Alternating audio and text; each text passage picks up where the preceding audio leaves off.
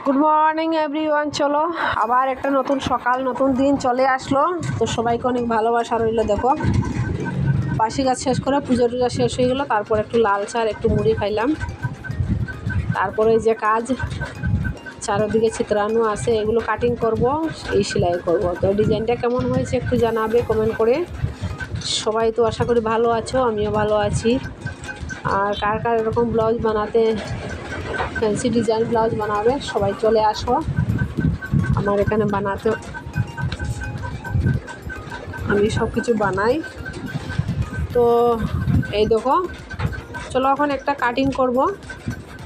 তো একটু আপনাদের সাথে একটু শেয়ার করবো। প্রথমে আমি ফলসটা কেটে নিলাম, আস্তর যে বলতে হয়, তো আস্তরটা কেটে নিব প্রথমে। তারপর গিয়ে মানে যে অরিজিনাল কাপড়টা তখন সময় কাটবো, তখন সময় মানে কোনো সমস্যা হইতো না।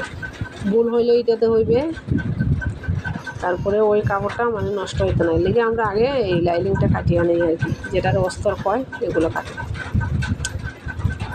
তো সকাল থেকে কাজ টাজ না করলে মানে ভালো লাগে না, আর এত ব্যস্ত আর কি বলবো, খাওয়া দাওয়ার সময় নেই। তো শুরু হয়ে গেল কাজটা। তো তখন সময় সকাল 8টা বাজে আমি যখন সময় এই কাজগুলো করি। তো সবাই তো পুজো আসলো, তো সবাই তো নতুন কাপড় চোপড় কেনাকাটা করছেন। তো আমি তো কাপড় টাপড় কী কিনছি এগুলো আমি একটুকু শেয়ার করছি না, কারণ একদম সময় পাইছি না। তারপর দেখো বিকাল হলো বন্ধুরা, এই যে সূর্য ডুবে যাচ্ছে, আর এই দেখো মার মন্দিরটা তৈরি হচ্ছে এখানে। তো শুভ বিকেলে শুভেচ্ছা রইলো সবাইকে, শুভ সন্ধ্যার শুভেচ্ছা রইলো। এই যে অনেক ভালোবাসা রইলো।